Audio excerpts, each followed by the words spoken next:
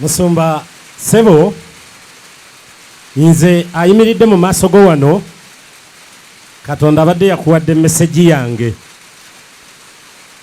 mbadde mugonvugonvu okuva lwafunamu obuzibuzibu naye nempita olukiiko wali mu agenda yaffe mabega kaawo ng'abasuubuzi balina okujja okulaba naye nga tulina kujja bangi naye ne tufuna okutaatagana kungi nga bwe wawulidde emisolo egyeyongedde naki n'ebintu bye baakutte mu Mbaasa kati ne tweyawulamu ngenza olaba obudde bugenda naye ne ŋŋamba kale fotudde kankeereyo n'oba nga gwokedde kati ate tukera mu meetings ez'okumakya nga nzija waka tubadde tutuuka enansana ne batukubira nga tulina ebbaluwa gye tubadde tulina okuweereza mu ministry ya trade eya values ez'ebintu kati nga nino gisayiningako obudde ne bugenda kumbe Katonda ayisaawo obudde nzije eno ndeke genda waka kakati ne tubayita ne bajja ensayininga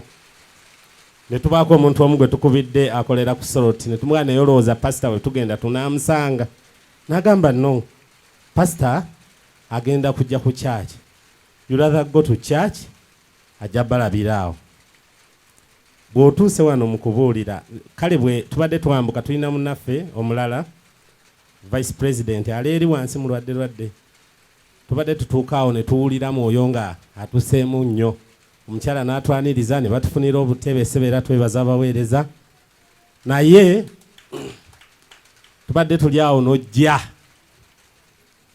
kyosookeddeko ogambye nti osabidde abantu abalina kooti wiiki eno kyokka olunaku lw'enkya tugenda mu kooti ku musango gwa mukyala Nabukeera kati nempulira nga tugenze ku wiini nga teri kirala kati ebbanga lyonna oyagala nnyo abasuubuzi ffe tulowooza tukuli close kubanga oyagala nnyo abasuubuzi oyagala nnyo abakozi abantu abakozi osomesa nnyo oyagaliza nnyo abantu bakole naddala abavubuka tukwebaza nnyo pasita kyatukwatako tokoma gwe kwagala mu mutima gwo nga bwe tukulengera bw'osomesa abantu mukole banange mwebaze Katonda mukole ate ne media house za sort media era tokoma okwo ne zisomesa nnyo ne zaagala abasuubuzi bwe tubeerayo n'ebintu n'olabanga bafaayo nnyo naye nga tetulina ssente ze tubawa ne batuwa nnyo priorities ng'abasuubuzi era nkubuulira amazima nti abasuubuzi bonna ku nsonga eno eyakutuukako baali bennyamivu nnyo ekitenkanika era Musumba tukusabidde nnyo simanyi Mukama bw'ayinza kikulaga kati problemu ebaawo nti abantu ababeera ku social media kati jjukira ffe abakozi ebiseera ebisinga babeera busy eri bambi bo tebe expressinga gundi yaabwe oli n'avaayo n'ayogera nti kino kiri naye ng'ebyaddala bambi eri abantu amazima bagamanyi pasita ndi waredi nnyo n'abantu abamu leader kati abapasita bagamba ki abamu abantu beba preachinga bw'obanga pasita omu ku bapasita ab'amaanyi mu ggwanga afuna ekizibu ekifaanana bwe kiti ne mutavaayo kwebaza Katonda mu lujjudde nga pasita wamwe yawonye munammwe ekirala omuntu agamba atya nti nze njagala nnyo pasita era muliko pasita waffe Bujjingo ate pasita n'afuna obuzibu oli n'atavaayo kugamba nti byonna empalana ziri eri bbali naye owaayo omusajja yebale kuwona simanyiyo kibonerezo omuntu kyayinza kuwa munne ng'afudde oli n'agamba nti ekibonerezo kyenkusalidde kati gwe bakuba amasasi bakutte so ffenna era pasita bw'amala okufuna obuzibu obwo nze budde bwali kiro kuba sometimes enjiriyo nkugoberera nnyo neŋŋamba CBS yasooka opostinga CBS eno byepostinga bituufu nenkubirako Omutebi takwata nkubirako Kyambadde takwata naye ne tukusabira Mukama asaasire kuba tebasooka kugamba nti driver ogundi afudde Richard naye baaga nti ofunye obuzibu mbereevu kana nawe kati ntuka kapane katusabira omusumba era obwongo amazima tebwaddukira ku Richard ne twaba ne tusabira omusajja tubanga bitufu bamukubye ne nkubira aba NBS nibaga nti naffe tubiwulidde wano nente tunabikakasa so esaala yaffe Katonda n'atusaasira nekola n'obanga okyali mulamu kusuubiza okyali mulamu nnyo okyali mulamu era ffe tukakasa nti okyatuweereza tukwetaaga nnyo tukyayagala obeerewo Omukama akukuume nnyo kubanga eggwanga lino likyakwetaaga oli omu ku bantu abagundiivu mu ggwanga abasaanidde okubanga bakyaliwo oweereze eggwanga lyo toggwamu maanyi olwabo aboogera tewaliwo omuntu w'amaanyi gwe batoogerako balina okwogerako kubanga olina ebyokwogerwako kati kino kigenda eri endiga ezijja owano abasabirawo pasito ono ayina ekigambo kye yayogera ekyalaga nti nno ayagala nnyo abantu ate ayagaliza yagamba kino nno yakyogera dda nti omuntu gwe yeewuunya mu nsi yoyo gwayambye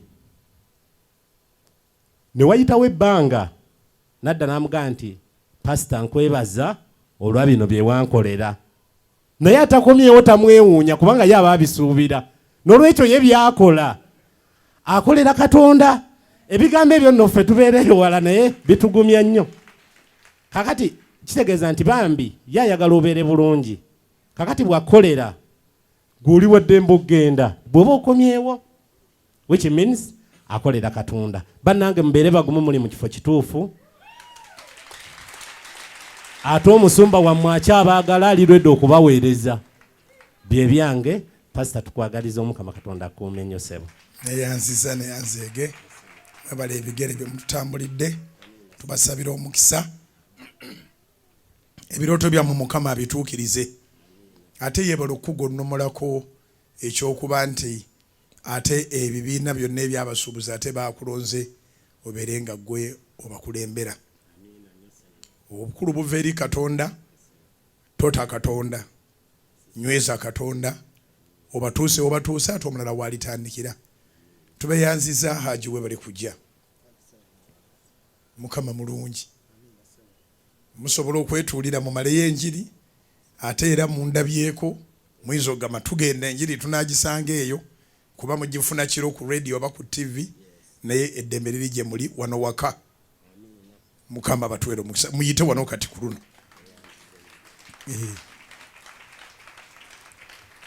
amina mbakubireko mu ngalo baganda bafaabo nzizeeyo mu Yobu nga bwe mbikula Yobu weezuule ekibuuzo kiri nti oli omu ku ab'enjiri eno beekwatako okkiriza nti Mukama akyali bubeezi ku mulimu God is at work. God is at work. Bingi ebitubaddeko naye abaatusooka ebyabwe ndaba bye bisinga. Katonda yakola ku ebyo ebisinga ebyaba ku balala agenda kukola ku byaffe mu linnya lya Yesu. Yobu yabonaabona nnyo naye mu ssula ya 42 Katonda abuuza Yobu alabe Yobu waayimiridde. Awo Yobu n'addamu Mukama lwe lunnyo lusooka n'ayogera nti mmanyi nga ggwe oyinza byonna era nga tuwali kigambo kye wateesa ekiziyizika. Basobola okwogerera ebigambo bingi naye kwata ekigambo kya Katonda. Basobola okuteeseza ebintu bingi naye eyateesa obeewo yateesa birungi byereere. Yobu yali akimanyi nti Katonda alina ebirowoozo ebirungi gy'ali, alina okuteesa kulungi. Byonna ebyaba ku Yobu tebyamuggyaamu knowledge ye. Yagamba nti I know that you can do all things. Tobeerangawo n'ofuna obuzibu ng'embaga n'eddiguli zonna oziraba waagundi ng'olowoozeewo tebirijja. Buli ekitanagenda ku mutwe gwo tekigenda kugenda ku mutwe gwa malala, kirinda gugwo. Buli Katonda kye yatonda nga kikyo, tewali mulala agenda kitwala, kigenda kujja mu mikono gyo. Dawudi agamba mu Zaburi ya 40 nti nalindirira Mukama n'okugumiikiriza. Lindirira Mukama nantegera okutu nga tekyali Saara nga miranga, nantegera okutu nawulira okukaaba kwange. Abamu mwemulugunya, ensabye Mukama tampa wakaaba ddi.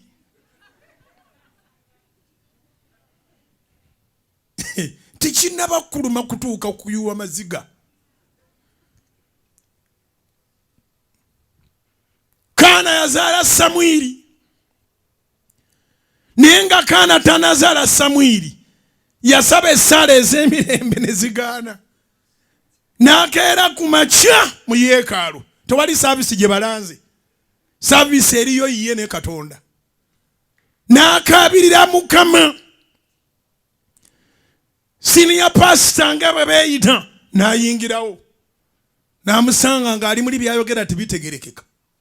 Yenna ali maziga meerera emimwa gitoobera. Nagandi abasajja batomera. Kale yawasa omutamiivu ono. Ne Kaana ekikukeezanga mu bbaala ate n'ova n'ojja ne mu kyaki.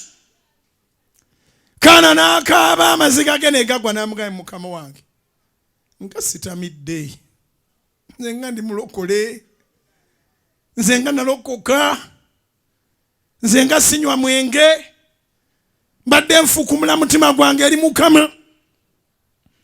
Senior pastor ne yeenenya n'amugamba nti Mukama ansonyiwe, nze mbadde manyi wakedde omwenge, naye kyonna ky'obadde oyagala nange nnyimirira naawe.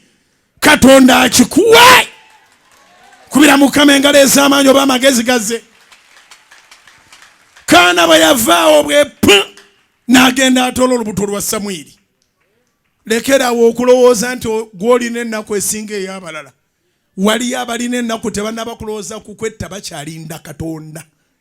Ennaku yakwata wansi n'ekunukkiriza n'ekwata n'ewaggulu. Yobu essula ya 19 olunyiriri olwa 25. Job chapter 19 verse 25. Yobu teyagandika nette, yagamba nti ne bwe nennuma etya ndiraba Katonda. Ndiraba Katonda mu nsi ey'abalamu. Ndimulaba n'amaaso gange mwene. Nja kulaba Katonda. Kambonebone nja kulaba Katonda. Kabanvume nja kulaba Katonda. Kabanjerage nja kulaba Katonda. Nga bwe yayogera bw'atyo bwe yabeerawo. Yobu essula 42. Katonda n'ayabula n'amugamba ogamba ki Yobu? N'amugamba nti waliwo ekintu kye mmanyi nga ggwe oyinza byonna, era nga tewali kigambo kye wateesa ekizizika Sitaani tasobola kukola n'oba nga tokyasobola na kuyita wange. Wangi? Sitaani tasobola kukola mulimu Katonda n'aba nga takyasobola kuyita wo. Tikisoboka. Era na kino njagala okitegere, Sitaani tali kukweka Mukama n'aba nga takulaba. Neyo gy'oli ng'owuliranga Sitaani yafugayo si yafugayo. Buli muntu wasiza omukka Mukama yafugawo. Nkiddemu. Eyo gy'oli ng'olowooza nti Sitaani yafugayo. Owulira kalediyo n'ogamba nene ewanga lituuka. Ene mu kukuuzi. Eno mu mbibi eno. Eno Mukama nange ewanga alituuka. Agenda kutuuka. Waali yensonga lwaki okyassa omukka naye agenda kukola omulimu. agenda kukola omulimu basigale nga tebagutegedde. Buli agulabako agenda kuwuniikirira. Mbasabira Katonda abakole bulungi. Mbasabira Katonda abasangula amaziga. Mbasabira Katonda abawonye ennaku. Mbasabira Katonda abasangula amaziga. Naawe akuweesa obujulizi, naawe owa obujulizi nga Dawudi bw'agambye mu Zabbuli 40 Mukama n'okugumiikiriza, nantegera okutunaulira okukaaba kwange, nanzijja mu bitosi mu bunnya obw'okuzikirira, n'ateeka ebigere byange ku lwazi, n'anyweza amagenda gange, n'oluyimba olujja lusiza mu kamwa kange, kwe kutendereza Mukama. Obadde toyina ttendo mu kamwa ko, Katonda yampadde second chance, nange nnyimira mu buyinza bwe yampa okulangira oluyimba olujja mu bulamu bwo, okulangira oluyimba olw'ettendo mu bulamu bwo, okulangira nti bangi abanajjanga gy'oli nga bagamba bambi. Tutwale wa Katonda wo, tutwale tulabe Katonda wo, twogerereyo wa Katonda wo, kikubeeko mu linnya lya Yesu. Zikubire waggulu obanga kikyo, zikubire waggulu obanga kikyo. Kyemmanyi bangi abaasabanga ne kaana ne babivaako nga balaba Katonda taddamu. Bwe yamala okuzaala ne bajja ne bagamba wakola otya, n'abagamba wali we mwava wabeera omwana. Ate Katonda bw'amala okikkolera osabira abalala. Waliwo lw'oba toyina maanyi gakisaba kuba naawe okyakyetaaga. Elizabeth nga tannaba kuzaalira Zaakaliya, Elizabeth n'obukadde bwe, mukyala pasita tannazaala, yali tayinza kusabira muntu. Era kye yali akola nga yeekweka bwekwesi takyajja na ku kyaki. Era ne Mukama yasisinkana Zaakaliya alyoka amugambe ti omwana gwe mwasaba mmuleese.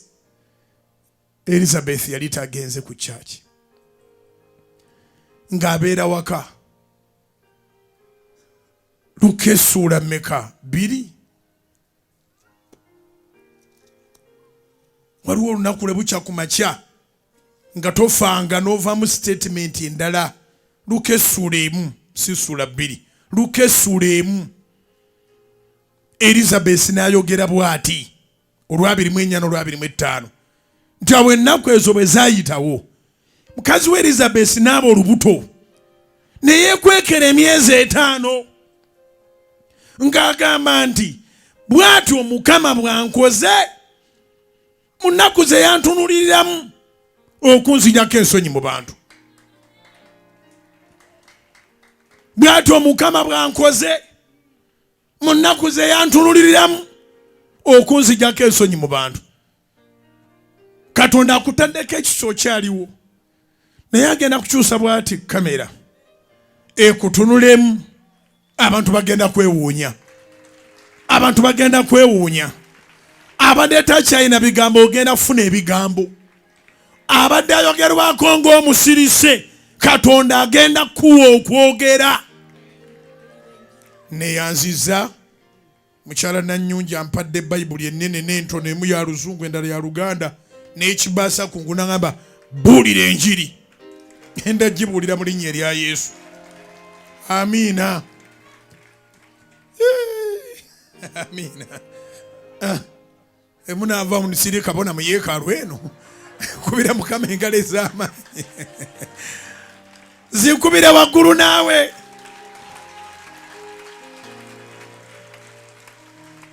Katonda bw'abanga akyakola bakusongamu emima. Abantu babanga bubizzi.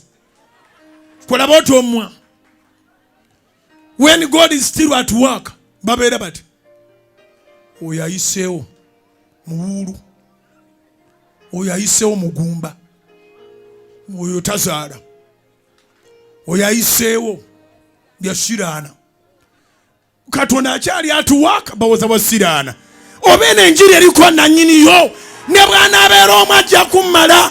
Abange Katonda akyakola, Katonda akyakola, Katonda akyakola. Tewetta teweekola kikyamu, teweekyawa ate tobaako gw'onyiigira. Sumulula omutima gwo mu busungu.